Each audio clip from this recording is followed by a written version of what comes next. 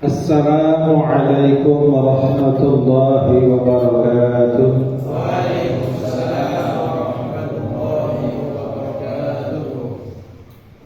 Bismillahirrahmanirrahim. Alhamdulillahi rabbil alamin. Wa bihi nasta'inu ala umuri dunya waddin. Assalatu wassalamu wal barakatuh ala sayyidil anbiya'i wal mursalin Habibina wa maulana Muhammadin sallallahu alaihi wasallam wa ala alihi wa ashabihi wa atba'ihi wa dhurriyyatihi ajma'in ila yaumiddin. Ashhadu an la ilaha illallahul malikul haqqul mubin wa ashhadu anna sayyidina wa maulana Muhammadan abduhu wa rasuluh shadiqul wa'dil amin. ولا حول ولا قوة إلا بالله العلي العظيم أما بعد. Alhamdulillah wa syukru lillah. Marilah kita panjatkan selalu puja-puji serta syukur kehadirat Allah Subhanahu wa taala yang dengan nikmatnya, dengan rahmatnya, hidayah serta taufiknya kita masih bisa berkumpul, bertemu kembali untuk melaksanakan kewajiban kita thalabul ilmi wa nasyruh. Alhamdulillah kita diperkenankan untuk memahami tentang asma-asma Allah Subhanahu wa taala, yang maka setelah memahami kita berkewajiban untuk mengimaninya. Setelah membaca, menghafalkan, walaupun mungkin belum seluruhnya difahami dan diimani. Hadirin, shalawat dan salam serta keberkahan semoga tetap tercurah atas panutan kita Nabi besar Muhammad sallallahu alaihi wasallam beserta keluarga beliau, para sahabat beliau, para pengikut beliau, keturunan beliau ila yaumil qiyamah. Mudah-mudahan kita senantiasa diberi taufik oleh Allah Subhanahu wa taala untuk mengikuti ajaran beliau. Dan semoga keluarga kita dijaga oleh Allah Subhanahu wa taala, iman Islam, dalam keadaan selalu mendapatkan rahmat dan keberkahan dari Allah Subhanahu wa taala. Amin ya rabbal alamin. Hadirin rahimakumullah, telah kita sampaikan kemarin Asmaul Husna Ar-Razzaq. Masih ingat ya Bapak-bapak artinya? Ar-Razzaq maknanya zat yang menciptakan rezeki. Yang kedua, zat yang menciptakan orang-orang atau makhluk yang akan menerima rezeki. Yang ketiga, Ar-Razzaq maknanya zat yang menyampaikan dengan cara-caranya dia, cara-caranya Allah, cara-caranya Ar-Razzaq menyampaikan rezekinya kepada mereka yang akan mendapatkan rezeki, serta menciptakan asbab, penyebab seseorang yang mendapatkan rezeki ini bisa menikmatinya. Hadirin rahimakumullah,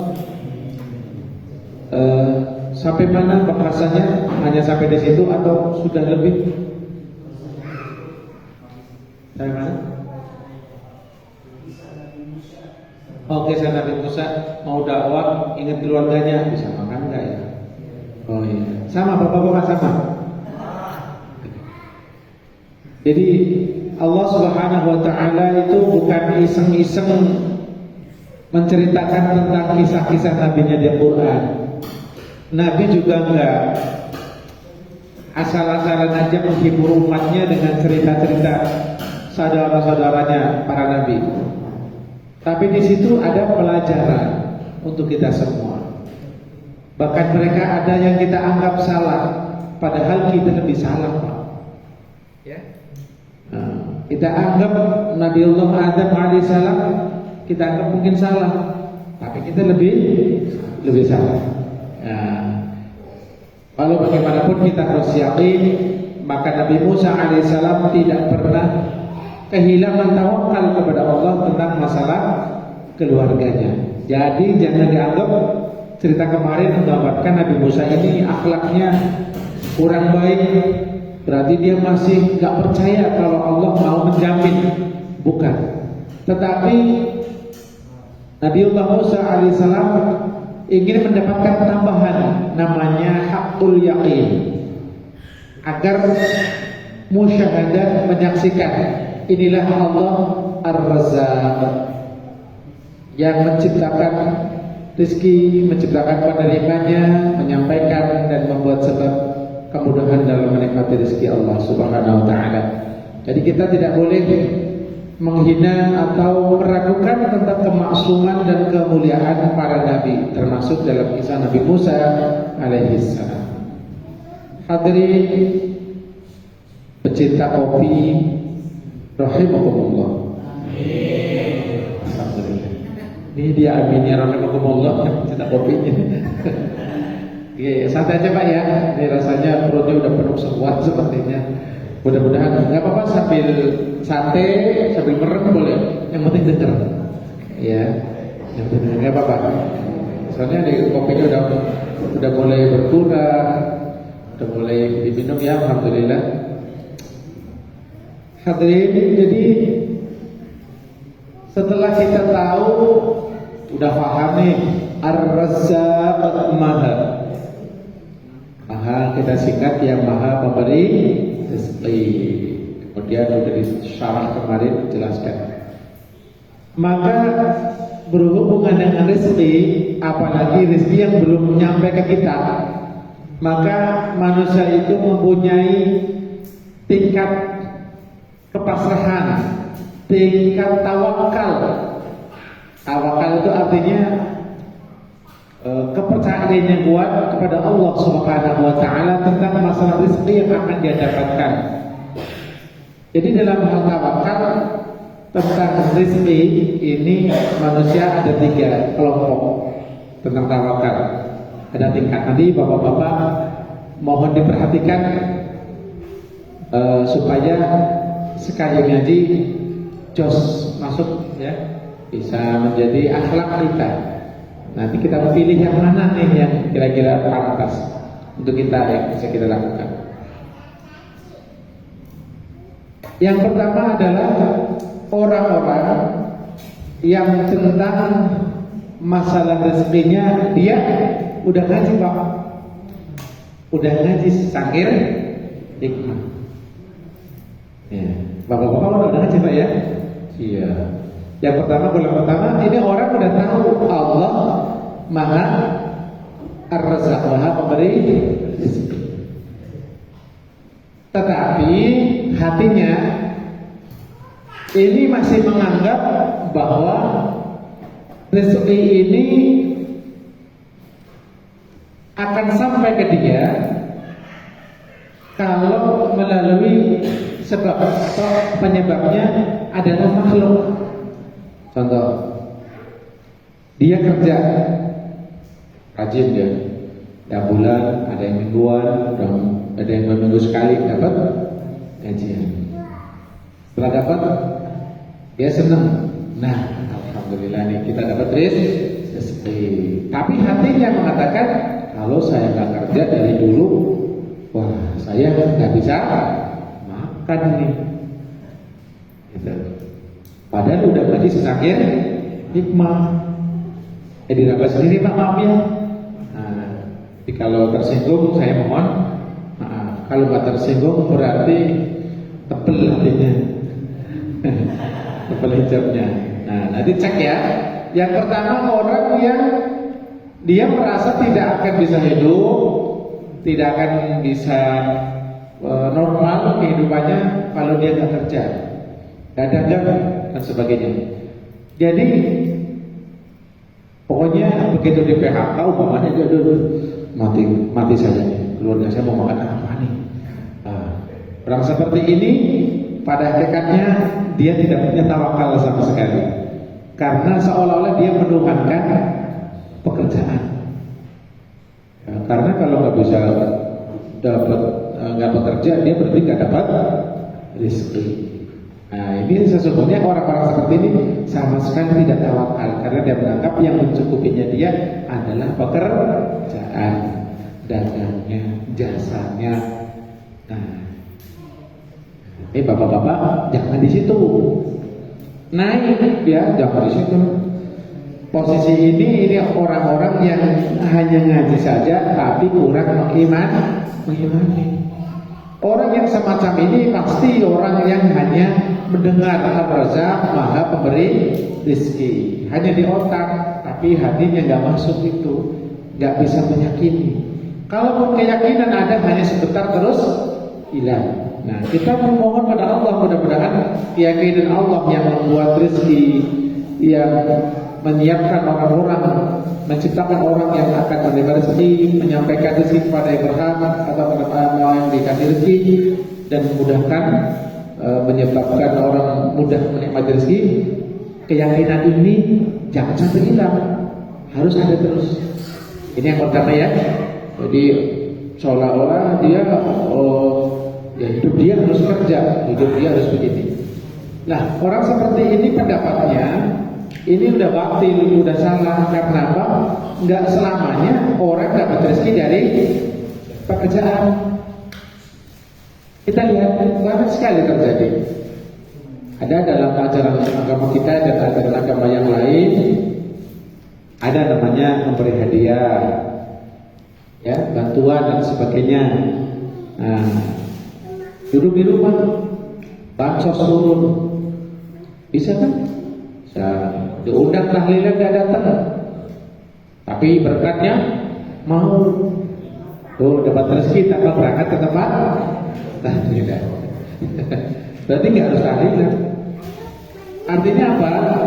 Orang seperti ini nanti di akhirat puyeng Pak, karena dia tidak mengenal Allah sebagai Ar-Razzaq. Allah itu zat yang maha sempurna, yang maha sempurna, dan kesempurnaannya itu bisa kita pahami melalui mengerti, memahami sifat-sifatnya. Setelah kita memahami sifat-sifat Allah Subhanahu wa taala yang pernah kita kaji, sifat wajib, sifat jaiz, sifat mustahil, maka untuk menyempurnakan itu adabnya kita mempelajari Asmaul Husna. Jadi mempelajari Asmaul Husna adalah menyempurnakan keyakinan kita kepada Allah Subhanahu wa taala. Jadi bapak-bapak niat ngajinya harus benar. Saya niat ngaji agar akidah saya menjadi benar, menjadi semakin baik. Jadi niat ngajinya begitu. Karena kalau nggak ada niat ngaji, ya innamal a'malu binniyat. Aduh, aku boleh ngopi tadi ya. Nah, sekarang ngopi aja disecangkir hikmah. Niat ngaji dulu. Kopi udah disiapin Pak. Yang penting niat ngaji, harus ada niatnya. Ya. Yang kedua, orang-orang yang dia yakin sekali bahwa dia mendapatkan rezeki itu memang hanya dari Allah Subhanahu wa taala. 100% dia hanya meyakini Allah yang mampu memberi rezeki. Tidak ada yang bisa memberi rezeki kecuali Allah Subhanahu wa taala. Tetapi halnya dia tidak bekerja.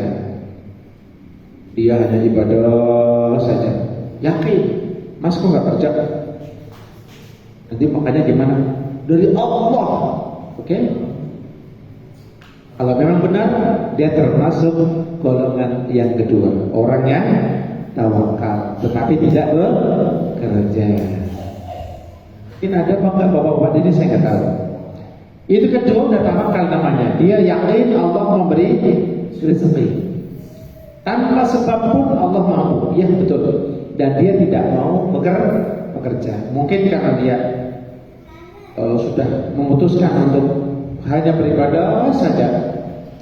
Maka orang seperti ini sudah termasuk orang yang tawakal kepada Allah Subhanahu wa taala.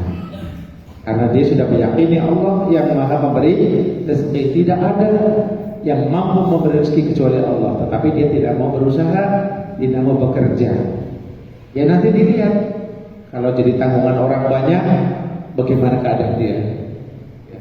Bukan jelek, semua ada proporsinya masing-masing. Contoh di antara orang yang seperti ini adalah ibundanya Sayyidina Isa alaihissalam, yaitu Sayyidah Maryam alaihissalam. Siti Maryam ketika sudah mulai beribadah kepada Allah Subhanahu wa taala, beliau hanya di mihrab. Kalau sekarang bilik kecil lah untuk ibadah, enggak keluar. Keluarnya ketika lagi haid saja. Setelah haid dia masuk lagi. Setelah suci masuk ibadah saja. Dikunci dari luar. Dikunci dari luar. Gak ada yang ngurusi makan. Begitu Nabi Zakaria datang, loh udah ada makanan.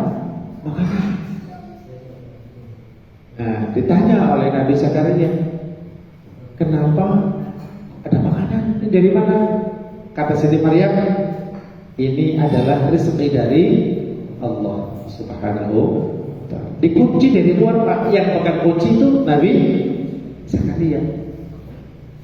Kalau bapak-bapak mampu seperti itu,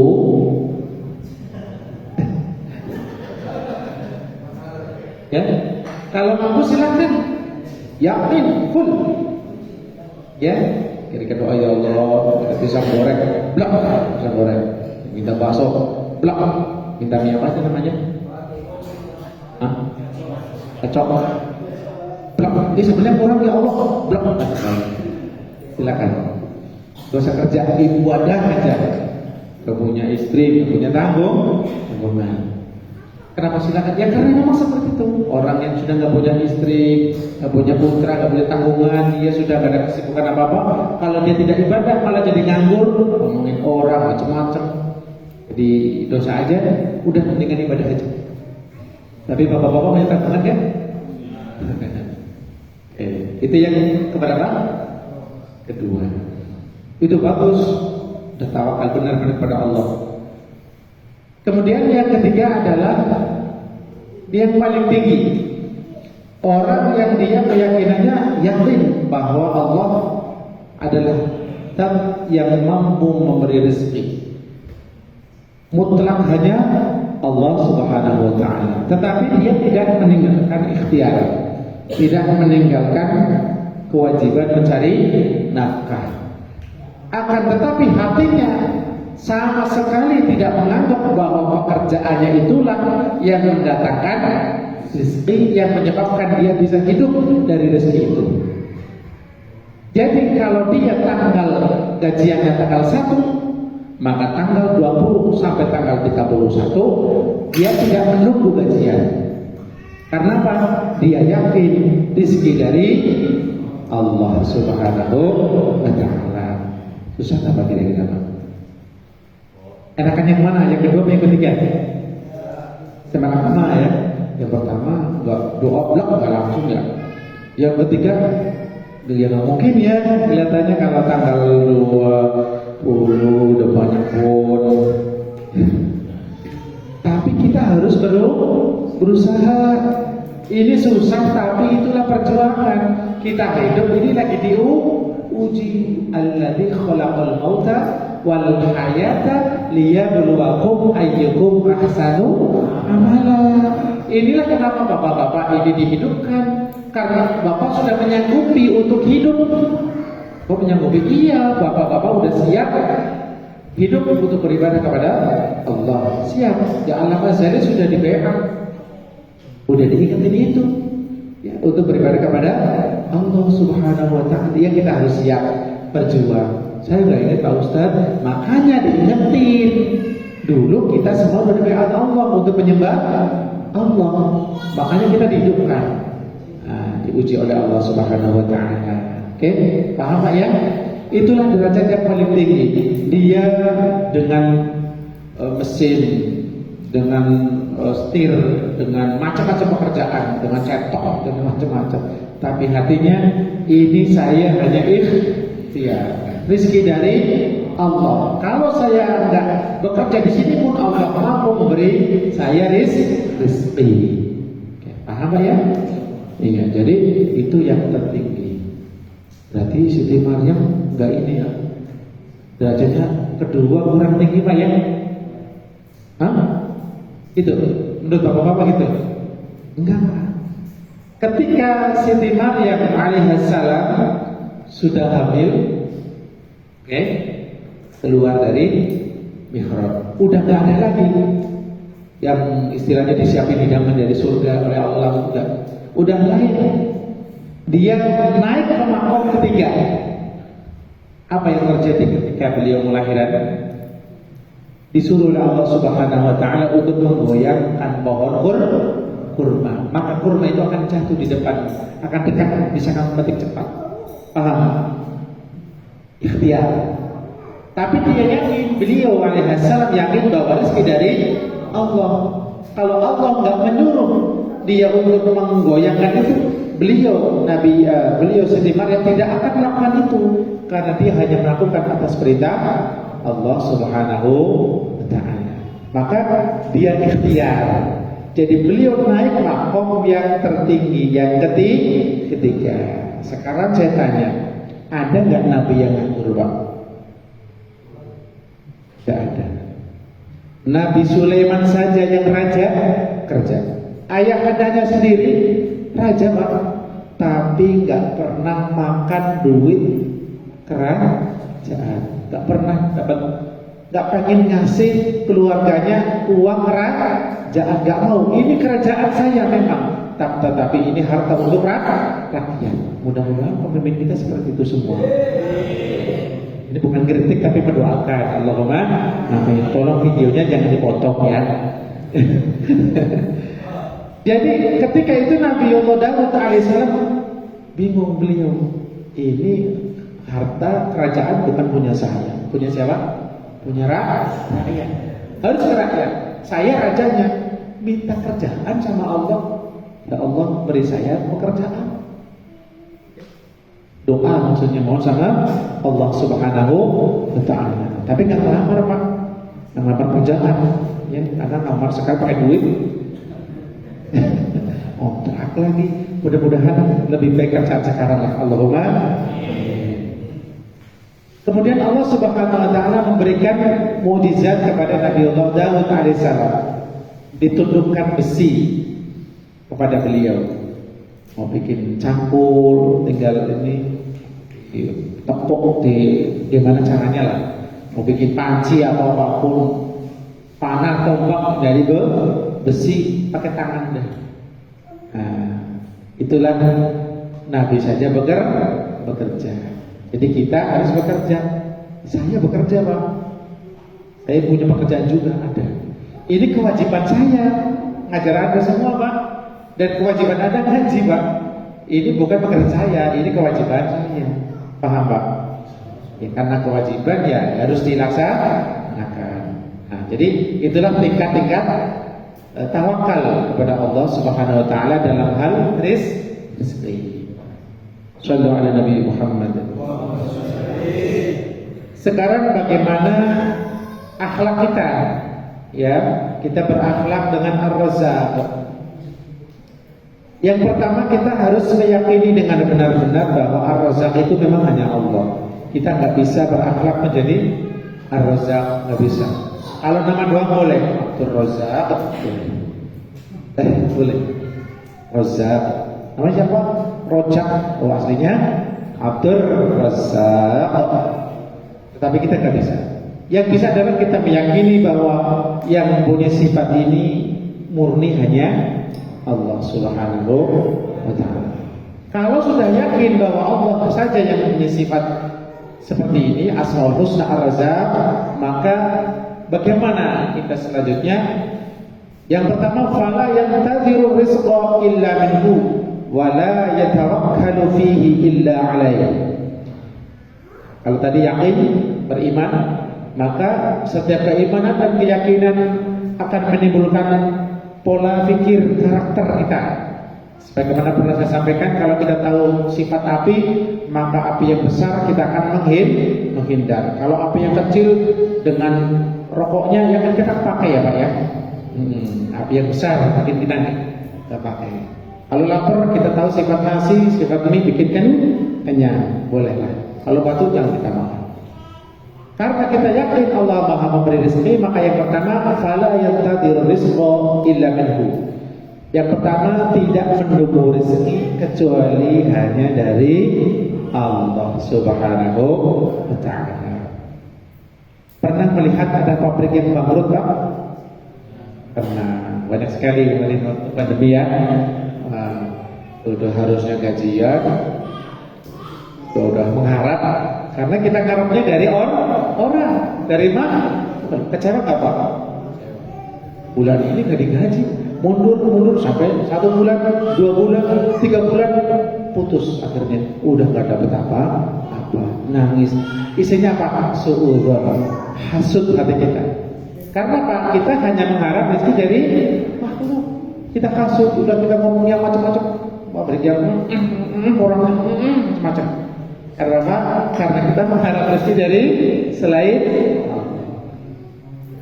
Jadi kalau kita yakin Allah adalah pemberi rezeki dan seterusnya, maka kita hanya akan menunggu rezeki dari Allah Subhanahu wa ta'ala. Usaha tetap usaha. Yang kedua, wala yatawakkalu fihi illa alaih. Tidak bertawakal, tidak memasrahkan urusan rezeki kecuali hanya kepada Allah Subhanahu wa ta'ala, zat yang maha pemberi rezeki. Tawakalnya hanya kepada Allah. Itu bukti bahwa kita iman bahwa Allah Ar-Razzaq. Itu yang kedua. Yang ketiga, memang kita tidak bisa mempunyai sifat Ar-Razzaq, tetapi di antara kita atau mungkin kebanyakan bapak-bapak mempunyai sesuatu yang mirip dengan karakter Allah Subhanahu wa ta'ala, yaitu memberikan rizki. Artinya kita diberi kesempatan mendapatkan anugerah. Umpamanya kita punya skill ini bisa kita kembangkan sehingga menyerap tenaga kerja. Tenaga kerja ini akan dapat rizki dari Allah lewat kita. Paham? Maka orang yang beriman kepada Ar-Razzaq, dia akan berusaha membangkitkan potensi, dikembangkan gimana supaya teman kita, saudara kita yang nganggur, nggak dapat gajian, bisa dapat. Begitu Pak. Pikirannya dia pakai agar bisa menolong temannya. Jadi bukan hanya bersifat pemberian yang matang lah istilahnya, uang, bukan, tapi ada pekerjaan, menciptakan lapangan kerja. Apa aja Pak, mau parkir kek, mau apa kek, silakan. Itu akhlak kita. Nah, makanya di antara wali besar ada di antara mereka yang doanya begini, kalau bahasa Indonesia begini: ya Allah, jadikanlah tubuh saya ini menjadi menjadi perbendaharaan rezeki untuk tubuh-tubuh para hambamu. Maksudnya kalau ada yang butuh, namanya ya, datang ke saya, ya Allah saya kasih. Itu salah satu doanya. Ini termasuk wali yang sangat kaya ya. Ada seorang waliullah yang sangat kaya, doanya begitu. Akhirnya dikasih oleh Allah Subhanahu wa ta'ala perbendaharaan rezeki. Jangankan orang datang meminta duit, kita tolong. Emas aja ini kudanya ini pelatnanya emas Pak. Jadi dia tidak bisa membedakan antara emas dengan kerikil, sama aja bagi dia. Orang butuh kerikil, ambil. Orang butuh emas, ambil, silakan. Doanya kedua, ya Allah jadikanlah lisanku, hatiku sebagai perbendaharaan ilmu, ma'rifat, keyakinan untuk hamba-hambamu. Minta dikasih ilmu supaya bisa meningkatkan ilmunya umat agar dekat kepada Allah Subhanahu wa ta'ala. Jadi minta dua rezeki lahir dan rezeki batin, minta jadikan menjadi bendaharanya, misalnya kan ya. Bendahara itu agar nanti disampaikan kepada yang membutuhkan. Dialah Sultanul Auliya Asy-Syaikh Abdul Qadir Al-Jilani. Ayah Pak, ayah banget kudanya itu pelannya lemas semua. Masya Allah, saking kayanya beliau. Tapi dia radhiyallahu anhu tidak pernah terbersit pikirannya untuk pengen memiliki itu semua, karena itulah doanya. Maka bapak-bapak boleh minta seperti itu. Dan apa? Baik. Kira-kira sudah bisa amanah lah gitu ya. Insya Allah, walaupun kajian ini Asmaul Husna, maka ini termasuk cabang kita ngaji tahu tauhid agar kita benar dalam meyakini Allah Subhanahu wa taala, benar dalam memahami sifat beliau Allah Subhanahu wa taala. Ini saja tentang Asmaul Husna. Mudah-mudahan Allah beri manfaat untuk ilmu kita semua. Amin ya rabbal alamin. Ada pertanyaan dari secangkir hikmah?